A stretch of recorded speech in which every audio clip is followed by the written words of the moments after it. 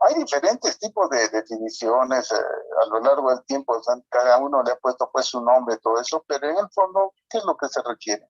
Que tenga un sentido práctico, universal, y tenga un sentido de capacidad de poder reservarlo para procesos de investigación. Ese es el que vamos a explicar al final. Entonces, definiendo, ¿qué es una fractura?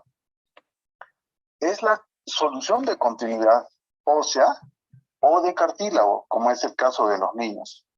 Para esto, nosotros tenemos que saber que están provocadas pues, por una energía, ya puede ser de altísima energía, esto puede ser teniendo en cuenta el mecanismo de producción, el estado de las partes blandas en las cuales queda acompañada esta fractura, la extensión del trazo, que nos da mucho compromiso, sobre todo neurovascular, en muchos de los casos, y ver qué grado de estabilidad tiene la fractura, así como la localización. La que sigue, doctor. Entonces, hay una clasificación según la energía, ¿ya?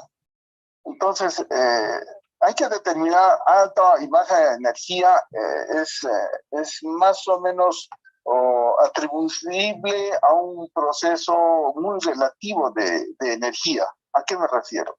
Por ejemplo, si es un adulto joven, varón o dama, pues lo atropella un carro, automáticamente pensamos que es de altísima energía. Sin embargo, puede ser un varón o puede ser mujer joven, pero no necesariamente necesitan alta energía para una fractura. Ahora es tan frecuente encontrar gente obesa. Ahora es tan frecuente encontrar la malnutrición que se traduce en calidad ósea. Y encontramos, pues, fracturas con baja energía. Entonces es muy relativa esa clasificación. Sin embargo, la leemos porque es parte de la clasificación.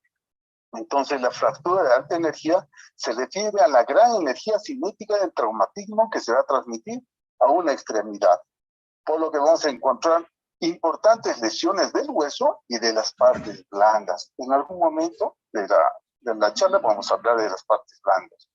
Y la de baja energía es usual encontrar por estrés. ¿En quiénes encontramos por estrés? Ahora es frecuente encontrar muchachos jóvenes en los gimnasios. Se exceden en sobrecargas y encontramos rupturas de la base del quinto metatarsiano, por ejemplo.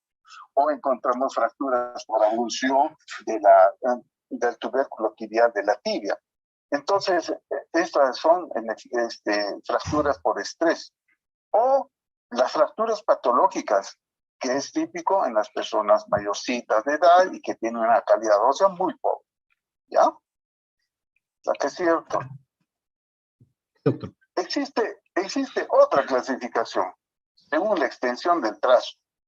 Entonces existe la fractura completa, es la que discurre la fractura a través de todo el hueso en el sentido transversal o longitudinal u oblicuo, casi siempre oblicuo y transversal. Fractura incompleta, esa es la que el trazo afecta a todo el espesor del hueso, como es la figura 2 que están fijándose allá. Hay una denominación que le llaman fisura, que nos da muchos problemas en el sentido práctico, porque dice, doctor, es fisura, ¿no? Sí, es fisura. Entonces no es fractura. Señor, es fractura. Lo que pasa es que está parcialmente roto y además no está desplazado. Entonces muchos dicen, doctor, entonces no necesito inmovilizarme, es más, podría caminar. Y entonces ahí viene la dificultad de este término de fisuras. Sin embargo, el manejo es como si fuera una fractura completa. Ahora encontramos las fracturas en tallo verde. Volvemos a decir, y ese es un tema que debemos de controlarlo en salud pública. Está habiendo muchos niños obesos, muchos. Y estos niños obesos están haciendo fractura en tallo verde, frecuente en antebrazo. Y entonces, esa es una fractura en la que prácticamente como si se partiera el tallo de una hierba pues que está en estado de verdor, como en la primavera, no la llegamos a romper, pero sí la partimos y sí tiene flexibilidad anormal en la zona en la que está ocurriendo la fractura. Eso le llama fractura en tallo verde. Y fractura rodete, cuando además de tener esa ruptura o disrupción, encontramos que está como abombada la cortical. Entonces a eso se le llama fractura en rodete, que es una fractura típica de los niños. ¿Ya? La que sigue, doctor. Existe otro mecanismo de lesión, es fracturas por mecanismo directo. ¿Ya? ¿Cuáles son? Acá también es frecuente, hablo pues acá de Apurímac porque es frecuente encontrar la pata de una mula. La gente se cae del caballo, cae sobre una piedra y se rompe. Eso es un traumatismo directo, ¿no? También hay traumatismo directo en los peloteritos, pues, ¿no? De fines de semana, que no tienen buena, ¿no? Le dan una fractura, una patada en la pierna o en alguna parte del fémur, qué sé yo, que es lo más frecuente, y se fractura, traumatismo directo. Hay también el mecanismo indirecto. ¿Por qué? El golpe se da en una parte del segmento de la extremidad, pero la fractura se produce en otro extremo, ¿no? Entonces, para esto tenemos una subclasificación. Fracturas por tensión o tracción. Por ejemplo, las fracturas por avulsión que encontramos en niños o en jóvenes o en gimnastas que hacen esfuerzo, mucho pressing de banca, por ejemplo, para trabajar los cuadricipitales del músculo. Hacen tanto estrés que terminan por vulgarmente reventar el tubérculo anterior de la tibia, como se está viendo acá en la imagen, ¿no? En la figura 3, eso es frecuente. Fracturas por compresión, cuando existe una persona que ha caído por encima de 3 metros en sentido vertical y la calidad ósea no es buena, entonces es una fractura por compresión en el sentido axial, como lo estamos viendo en la figura 4. Típico de paracaidistas, típico de personas que tienen osteopenia u osteoporosis, especialmente las damas, ¿ya?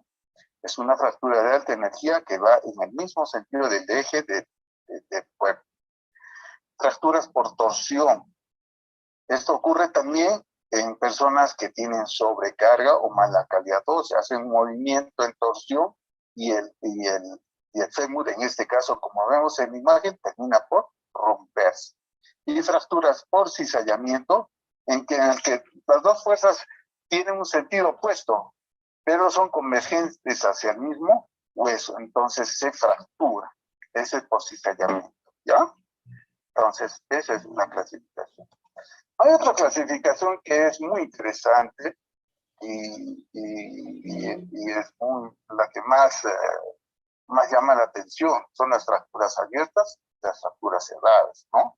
Entonces, en las fracturas abiertas es fácil pensar que el hueso puede salir en forma puntiforme o acompañarse de una lesión muy pequeña, menor de 1 centímetro, y sin embargo tiene una conminución o una disrupción interna, ¿no? Es una fractura abierta. O fracturas cerradas, en la que prácticamente el estuche de la piel está indemne. Indemne en el sentido de que no hay comunicación directa con el exterior. Entonces, es una fractura cerrada. La que sigue, doctor. Entonces, a ver.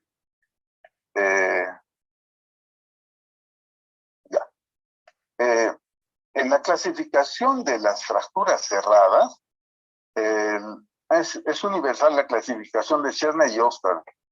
Entonces, vemos la imagen, ustedes ven ahí la imagen de una fractura de tibia que está angulada, ¿no? En sentido anteverso. Y entonces, ¿qué determina esta clasificación?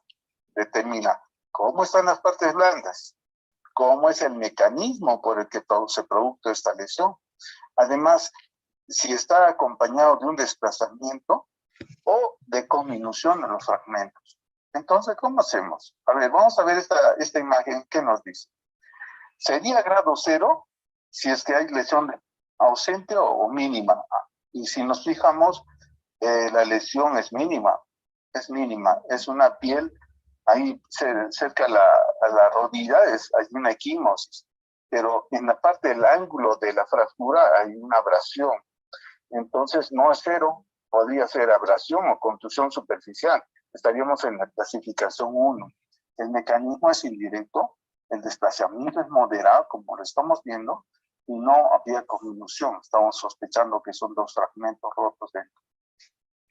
Si fuera 3, entonces habría una contusión muscular significativa e incluso abrasiones superficiales o profundas contaminadas que nos hacen sospechar de un síndrome compartimental inminente, ¿no? Y como lo vemos eso, el paciente nos dice, siento sensación de adormecimiento, distal la fractura, mi pie medio que se me está adormeciendo, antes me dolía y ahora sí se me estaba adormeciendo, es la inminencia.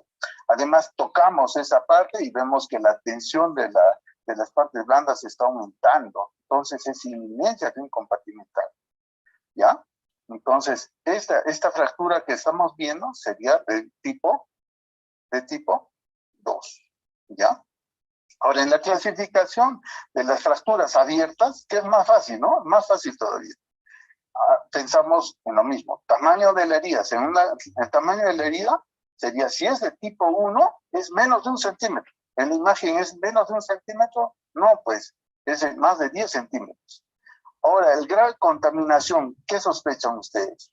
¿Es mínimo? No, pues es abundante, es una lesión grande, pues obviamente que está contaminado, ¿no? Y además tenemos que ver, ¿está conminutado el hueso o no? Acá tenemos 3 fragmentos, ¿no? Es una conminución moderada. Entonces, tipo 1 no es.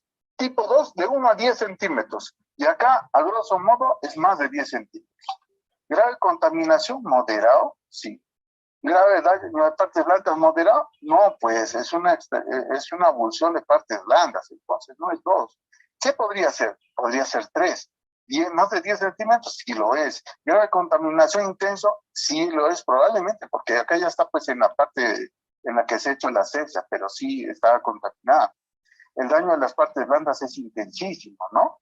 Y la conminución, o sea, no necesariamente es intensa. Por ejemplo, acá hay 3 fragmentos, ¿no? Ahora, para que clasifiquemos si es A, B o C, tenemos que pensar, a ver, la pregunta ¿es posible la cobertura ósea con partes blandas? ¿Qué opinan de esta imagen? No, pues tenemos que pensar en un colgajo, en coberturas de cierre secundario, ¿no? ¿Para cubrir el hueso se necesitan procesos de reconstrucción? Sí, este sería el caso. Y además podría ser 3C.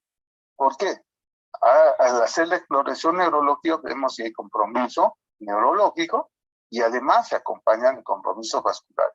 Bueno, acá con mala suerte no vemos la parte distal, tenía buena circulación, todo eso, entonces nos quedamos en una 3B, ¿ya? Esa es la clasificación de fracturas cerradas y fracturas abiertas según el grado de lesión tisular, ¿ya? Listo, la que sigue, doctor. Entonces, un tips acá, porque la clasificación AO pues, trata de ser muy exquisita en su descripción y hacerles saber que la AO dice, ¿hay compromiso neurovascular tipo 1? Si no hay compromiso, no hay lesión, es tipo 1. Neurovascular tipo 2, si hay una lesión de nervio aislado, sí, hay un poco de adormecimiento del dedito gordo, de ese pie, sí, pues ya. Neurovascular tipo 3, lesión vascular local. Entonces, ¿qué pasa? Estamos viendo que en distal podría haber una isquemia, ¿no? Además, debe acompañarse por un problema sensitivo en esa zona, ¿no? Estamos en 3. O la lesión neurovascular tipo 4, ¿no? Entonces, no se asocia solamente sensitivo, sino la paresis o parálisis de esa zona, ¿no? Ya estamos complicándonos más. O una neurovascular tipo 5, en la que prácticamente ya hay una amputación, ¿no? Es un compromiso mayor. Ya. La que sigue. Sí, doctor. Hay una clasificación que va a perseverar a lo largo del tiempo, es la clasificación para niños con cartílago de crecimiento presente. Es la clasificación universal de Salter y Hart, que sigue vigente totalmente, ¿no? Entonces, esta clasificación tiene 6 tipos, ¿ya? 6 tipos. El primer tipo es una lesión con separación y precisión metafisaria, pero sin fractura ósea, ¿ya? Ahí ven el trazo, el tipo 1. Aparentemente, y eso es difícil a veces de clasificar. Les aviso, hay que tener un ojo y por eso se pide radiografías comparativas para ver el grado de desplazamiento o el grado de diastasis de la lesión del cartílago y establecer bien si estamos frente a una fractura o no. Algo que ayuda mucho es el dolor. Algo que ayuda mucho es la impotencia funcional y nos hace sospechar que es de tipo 1, ¿ya? Pueden ocurrir errores también. Dicen, no, no pasa nada en la fractura, llévatelo nomás. Y el dolor sigue, entonces tenemos que ser muy cuidadosos. El tipo 2 es lo mismo, que no es a través de todo el cartílago, sino parcialmente. Y además se acompaña por una lesión y fractura de tejido óseo próxima. Es la de tipo 2. La de tipo 3 es al revés de la 2, ¿no? El compromiso óseo es distal, es la epífisis la que está comprometida con una fractura y compromiso del cartílago metafisial, ¿ya? La de tipo 4 es la combinación de la 2 y la 3. ¿Por qué? Es a través del cartílago metafisiario, llega a comprometer la epífisis y llega a comprometer la metáfisis del hueso. Entonces es una transmetafisiaria, ¿no? O sea, el tipo 4. El tipo 5, ahí hay un compromiso mayor. ¿Por qué? Porque hay compresión de parcial del cartílago de crecimiento que nos podría dar mal pronóstico. Por ejemplo, esto ocurre en fracturas de supracondilias sin codo, que nos dan muchas dificultades de pronóstico, deformidades que a veces no llegan a procesos legales, ¿no? Entonces hay que ser muy cuidadosos en eso. El de tipo 5 prácticamente hay una compresión total del cartílago metafisiario y se compromete muchas veces el crecimiento de ese hueso. Eso puede ocurrir en una fractura de radio distal, por ejemplo, que es frecuente, ¿ya? Esos son los 6 tipos de clasificación de Salter-Hart, que es una clasificación plenamente vigente, ¿ya? Ahora, hay fracturas según la estabilidad de la fractura. Nosotros en emergencia recibimos un paciente que se cayó, por eso le tomamos su placa, 2 fragmentos, vemos que es una fractura transversa, hacemos la maniobra de reducción, queda bastante bien, le estabilizamos y el pronóstico es bueno. Entonces es una fractura estable. Pero cuando ocurren que son inestables, ¿no? Porque hay más de un fragmento, ¿no? Además de los 2 que tenemos un tercero, cuarto, quinto fragmento, o a veces el trazo de la fractura nos hace pensar que hay partes blandas interpuestas y nos hacen inestable una reducción, por más que intentamos no queda, resbala, entonces es quirúrgica, pues es una fractura inestable, ¿ya? Hay diferentes nombres para este tipo de fracturas que superan nuestro tiempo de exposición y bueno, entiendo que estamos, no sé, tal vez de repente colegas también, traumatólogos, podemos hablar al respecto, ¿no? Ya. Y finalmente llegamos a la clasificación AO. Hace unos casi 40 años, un estudioso, Müller, dijo, a ver, vamos a hacer una clasificación que sirva para investigar, que las encaje a todas las fracturas en alguna forma, en algún tipo, en algún grupo, en algún subgrupo. Entonces, ¿qué hizo? Clasificó el esqueleto humano y le puso 1 al húmero, 2 al antebrazo, 3 a la fémur, 4 a la tibia, 5 a la columna, 6 a la pelvis, 7 a la mano, 8 al pie, y etcétera. Así lo clasificó, ¿no? Ese es el hueso, el segmento que está clasificando. Entonces, en función de eso, ¿qué dijo? Ojalá que sí, doctor. El fundamento para clasificación AO, ¿qué dice? ¿No? La fractura tipo A que la estamos viendo es una fractura de trazo casi transverso u oblicuo corto, ¿no? Es fractura simple, tipo A. Cuando tiene un ala de mariposa o un tercer fragmento es tipo B, una cuñita. O C es una fractura compleja, ¿ya? Entonces, en la imagen vemos el trazo de una fractura de un hueso largo, ¿sí o no? Esto corresponde a un hueso largo. Entonces, los huesos largos se clasifican, se los estudia en una epífisis proximal, en una diáfisis y en una epífisis distal, ¿cierto? Entonces, el hueso sería, por ejemplo, el fémur, ¿no? O el húmero. La epífisis proximal el hueso es 1 y la epífisis proximal sería 1, entonces sería 1.1. Ahí nos quedamos en clasificación de fracturas. Y vamos a seguir, ¿no? Entonces, esta clasificación es alfanumérica, ¿no? Entonces, en el primer cuadrado sería el segmento, en el segundo sería la ubicación en el segmento de la fractura, y vamos a continuar qué tipo de fractura en ese tercer cuadradito. Vamos para adelante, doctor.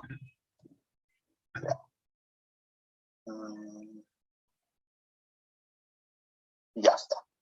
Entonces, lo que les decía, Müller codificó para hacer este diagnóstico todo el cuerpo humano, ¿no? Entonces, al número le asignó 1, al cúbito y radio 2, de lo que les acabo de decir, ¿no? Ahora, cada hueso, como les decía, tiene un segmento proximal o epífisis proximales, tipo 1. El segmento medio o diáfisis, 2. El segmento distal es 3. Entonces, en fémur tendríamos en fémur tendríamos 3.1 si es una fractura proximal de fémur, ¿no es cierto? O sería 3.2 si es una diaficiaria, ¿no es cierto? O sería 3.3 si es un epificiario cerca de la rodilla, ¿no es cierto? Ya está, hasta ahí estamos. Y ahora hay que hacer una subclasificación de esto, ¿no? Si es una fractura tipo A, es simple. Si es una fractura tipo B, encuña. Si es una fractura tipo C, es una fractura compleja, con varios fragmentos. Entonces, para esto también existe un agregado, ¿no? Hay 3 excepciones en esta clasificación. No quiero comprometerlo mucho, ¿no? Es una miscelánea, es una revisión genérica grande, porque finalmente la clasificación y de las fracturas, ¿a qué nos lleva? A tener cuidado, sobre todo en la consejería. Es muy, muy conveniente saber la consejería de una fractura, sobre todo si estamos cerca de articulaciones común en periferia, fracturas de fémur, cabeza de fémur, de cuello, de trocánter, decirle cuál es el pronóstico, cuál es el mecanismo, más o menos qué se le podría hacer. Hay que inmovilizar sabiendo que hay compromiso vascular, que sí. Entonces, esas cositas, ¿no? Entonces, existe una serie de excepciones. Por ejemplo, cuando es el número proximal, debemos saber que si la fractura es tipo A, es una fractura extraarticular con un solo puntito, una fractura pequeña. El tipo B es una fractura extraarticular, pero tiene 2 fragmentos. Y el tipo C es una fractura articular dentro de la cabeza del húmero, y eso es una tipo C, ¿ya? El fémur es casi lo mismo, con la diferencia que el tipo A se le llama trocántrica, fractura de cuello es tipo B, y en la C es la cabeza del fémur, ¿ya? En el maleolar, que es el tobillo, ahí tenemos en cuenta la sindesmosis, que es la unión ligamentaria de la tibia y el peroné en la parte del tobillo. Entonces, lo que está debajo de la sindesmosis es tipo A. Lo que está transindesmal, o sea, a través del ligamento, es tipo B. Y lo que está por encima de la sindesmosis, de esta unión tibio-peronea distal que le estamos viendo, es tipo C, ¿ya? Entonces, tipo A es más simple la fractura, tipo B es mucho mayor compromiso, sobre todo ligamentario, y el tipo C es mucho más inestable, ¿ya? Ese es el objetivo de esta clasificación. Entonces, como les decía, la que sigue, doctor, la que sigue. Entonces, como les decía, entonces el proximal se puede dividir en extraarticular, en parcialmente articular, que es un fragmento tipo B, o cominución, que es un complejo articular, sería C. Cuando es diaficiaria es simple, cuando es diaficiaria con ala de mariposa es B, cuando es cominución es C. Volvemos a lo mismo. Y en la distal viene a ser casi lo mismo de la próxima. No, es simple, es más simple. Y la que sigue, doctor. Ya, doctor. Acá también tratamos de ver cuándo es unifocal. Este es el número proximal, ¿no? Cuando es unifocal, es tipo 1,1 con compromiso de la tuberosidad. 1.1 con A2, hay un compromiso metaficial impactado. Cuando es 1,1 A3, Cuando es metafisiario, no impactado, ¿no? Pero hay desplazamiento. O cuando es un 1B1, es cuando hay un compromiso extraarticular, ¿no? Pero son dos fragmentos los que hay allá. Cuando es un 1B2, es además que tiene una impactación metafisiaria. Cuando es un 1B3, por ejemplo, hay una luxación glenohumeral, es un compromiso mayor, ¿no? Cada vez se va empeorando más. Y cuando es articular, entonces hablamos de tipo C, ¿no? Entonces, cuando es un ligero desplazamiento de la cabeza del húmero, en este caso, ¿no? Tipo C. O cuando está impactada el fragmento dentro del húmero, es tipo 2 o C2, ¿no? O cuando además de estar impactado, está luxado. Ahí ven que prácticamente la cabeza del húmero está pues metida en la axila del enfermo, ¿no? Entonces, un tipo 3. Entonces, esta clasificación hace una descripción desde lo más simple hasta lo más complejo, ¿no? Ya, aquí sí, doctor. Bueno, esto es una imagen de lo que les acabo de explicar, tanto en húmero como enfermo, ¿no? Tipo A, B, C. Es extraarticular, es en cuello y es cabeza, ¿ya? Se asemejan bastante. En el segmento malleolar, la que sigue, doctor, el segmento malleolar 44, ¿no? Sí. Porque entonces ahí tenemos una lesión lateral externa, infrasindesmal, es un tipo 1. Ahí está el verdecito, tipo 1. Cuando es en el café, tipo B, ¿no? Es transindesmal, a través de ligamentos. Y C, cuando es pues superior, ¿no? Superior a la ubicación ligamentaria, ¿ya? Entonces, la que sigue, doctor, lo que les decía, ¿no? Y la O dice lo siguiente, ¿no? Los traumatismos de baja y alta energía. En los traumatismos de baja energía, el problema es mecánico, ¿ya? El problema es mecánico. ¿Por qué? Porque es una lesión casi de no mucho compromiso y no mucho compromiso en cartílago, en componente cortical, pero sí es interno, ¿no? Es un hueso como la caña de una quena, por dentro está pues osteopénica o está ausente, entonces el pronóstico es pésimo, ¿no? Y entonces el problema ahí es mecánico. En cambio, cuando el traumatismo es de alta energía, el problema es biológico, porque la extensión de la lesión de partes blandas hace que la subsistencia de este segmento pueda correr riesgo de perderse, ¿no? Entonces está asociada a lesión de partes blandas. Esa es una tingencia que es de la olla. Yo, entonces hemos hecho una miscelánea de todas las clasificaciones que vienen a llamarnos la atención. Y bueno, la clasificación AO es mucho más extensa, tiene fines sobre todo de orden explicativos de orden quirúrgico y pronóstico para la reducción de qué implante utilizar, qué procedimientos realizar, cuál es el plan, porque deben saber que cuando nosotros tenemos unas fracturas complejas, sobre todo, necesitamos no tener una sola oportunidad de operarlo, sino a veces se hacen pues cirugías diferidas en 2, 3, 4 cirugías, ¿no? Entonces, son cirugías complejas, pues, ¿ya? Bueno, eso sería, es una charla práctica, es una charla con miscelánea de varios tópicos, espero que les haya sido útil, ¿no? Estamos atentos si desean alguna pregunta, hacerla. Invitamos a los participantes a utilizar el chat del Zoom para poder realizar las preguntas, dudas y o inquietudes que tengan con respecto al tema tratado el día de hoy.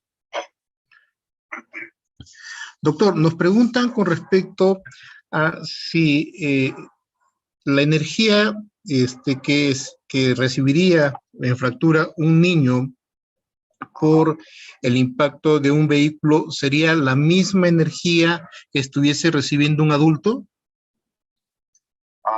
Bueno, muy buena pregunta. Nosotros decimos que el niño es uno de los que asimila mucho más energía que la de un adulto, porque la plasticidad de los tejidos hace que el niño pueda tolerar cierto grado de energía mayor que la de un adulto, ¿no? Porque el adulto pues tiene mucho menor resistencia que la de un niño, ¿no? El compromiso de partes blandas y la reposición de los tejidos, la circulación, todo eso está tan vital que tiene capacidad de resistencia mayor que la de un adulto. ¿Ya? Y en esos casos, doctor, el pronóstico de las fracturas por ese mecanismo de un vehículo en niños y en adultos es más delicado el pronóstico en niños. Claro. A ver, ¿qué pasa? Una alta energía en un adulto hace una lesión en un segmento focalizado, pero una alta energía en un niño es la extensión, o sea, la lesión puede ser que localmente no sea tan intensa, pero la extensión de la lesión es mayor, pues, porque la difusión del impacto a través de los tejidos blandos es mayor. Ese es el grado. Entonces, a ver, el pronóstico de una lesión de alto impacto en un niño el pronóstico es mejor, pero el grado de compromiso inicial es mayor. Ahora, ¿qué elementos pueden hacer que este niño sea mayormente comprometido y sobre todo pues, darle ese pronóstico médico legal, ¿no? Es saber de qué componentes se asocian, ¿no? El niño es obeso, es un niño con cierto grado de compromiso nutricional. Hay varias cosas que tenemos que tomar en cuenta para poder dar el pronóstico y hacer una cualificación, por ejemplo, con fines médico-legales, ¿no? Entonces, eso es lo que nosotros hablamos de esto, ¿no? Doctor, ¿cuál sería sus recomendaciones con respecto al tema tratado el día de hoy? Mire, la recomendación es la siguiente, ¿no? Todos nosotros como trabajadores de salud tenemos que tener en cuenta que muchas veces, sobre todo las que nos dan problemas de orden legal, son las fracturas incompletas, ¿no? Incompletas y las fracturas metafisiarias en niños. Entonces tenemos muchísimo cuidado, ¿no? Ahí siempre hay problemas, ¿no? El compromiso metafisiario puede ser que incluso uno no lo vea muy bien. Y ahora, cuando hacemos una evaluación metafisiaria, somos dependientes de la calidad de equipos también, ¿no? La clínica nos dice bastante, pero la calidad de los equipos también nos ayuda un montón, ¿no? Es fácil encontrar, le pides la placa a fulano de tal en algún lugar y no es tan descriptiva como en otra, ¿no? Eso también influye mucho. Esa es una. La otra es que nosotros tenemos que tener cuidado. ¿Cuál es el pronóstico a lo largo del tiempo? Encontramos acá nosotros muchas lesiones deportivas en salud, muchas lesiones, que están llevando a problemas de prolongación de su convalescencia, ¿no? Unos por ganancia y otros porque no se pueden recuperar, pues, ¿no? Entonces ustedes deben saber que mucha gente pues no tiene el hábito de tener la disciplina de tener un tiempo de inmovilidad adecuado, de tener la disciplina de hacer caso a las recomendaciones que se les hacen. Entonces a veces somos no solamente crudos, somos rígidos respecto a la forma en la que se debe manejar una fractura. Cuando el paciente es bueno, va bien, pues como en todo, ¿no? Cuando el paciente es malo, siempre hay que estar esperando que se complique. Entonces, ¿cuándo se debe hablar eso? Al inicio, ¿no? Señor, usted está entrando a una lesión que nos va a demandar mucha paciencia y sobre todo voluntad para recuperarse lo más pronto posible. Esa es una recomendación, ¿no? Otra recomendación es pues que todavía tenemos personas que hacen las maniobras que no tienen ningún grado de conocimiento. Tal vez sí la tengan experiencia en la práctica, pero no todos pues tienen conocimiento exacto y entonces siendo profesionales incluso se van donde los hueseros llamados, ¿no? Ahí les hacen sus maniobras, terminan de romper y cuando se complica llegan al hospital, ¿no? Eso es frecuente también. Entonces, no hay que maldecirlos a ellos, pues, porque ellos tratan de ganar de alguna forma su vida, pero lo que hay que hacer es incidir en la educación de la gente, sobre todo que es profesional y que recurre a este tipo de casos, ¿no? Entonces ahí ese es otro carácter de orden cultural, ¿no? Y bueno, la tercera es pues de que la ciencia está avanzando mucho en la difusión de implantes, pues con mucha tecnología, y todavía no está al alcance de nosotros muchos de nuestros implantes, ¿no? Estamos tratando de hacer esto, pero eso depende del presupuesto también, pues, ¿no? Entonces, usamos todos los implantes necesarios, pero toda la gente y los colegas están tratando de hacer lo último en tecnología, ¿no? Pero a veces una cosa es lo que se quisiera y otra cosa es lo que se tiene, ¿no? Son aspectos que están en evolución.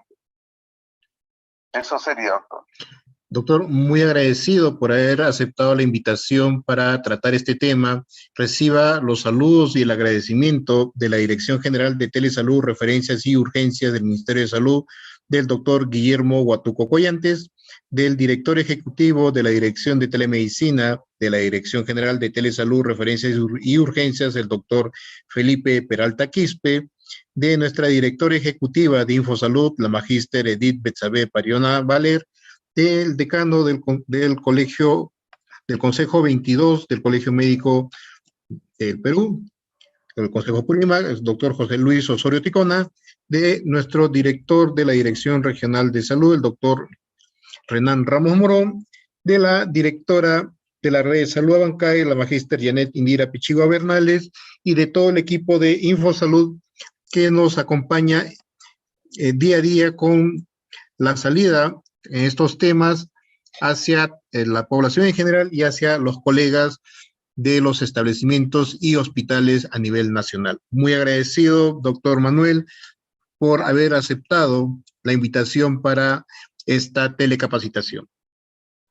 Gracias, doctor Eri, y gracias a todos los jefes que usted acaba de designar, grandes amigos, augurándoles el mejor de los éxitos, pues a Dios gracias existe este medio para poder informarnos, capacitarnos y sobre todo establecer vínculos de conocimiento entre todos nosotros como trabajadores de salud. Muchas gracias, doctor, y muchas gracias, señores compañeros oyentes. Gracias. Muchísimas gracias a todos los muchas gracias, doctor. Muchísimas gracias a todos los participantes. Los invitamos a completar el link de asistencia, el mismo que se encuentra en el chat del Zoom, y el día de mañana estaremos con el tema de infarto retiniano a cargo del doctor, del oftalmólogo, el doctor Purizat. Muchísimas gracias una vez más a todos los participantes por seguirnos día a día con los diferentes temas que viene realizando la Dirección Regional de Salud Apurímac en conjunto con la Dirección de Infosalud del Ministerio de Salud. Muy buenas noches con todos los participantes y muy agradecido por su cordial apoyo en cada una de estas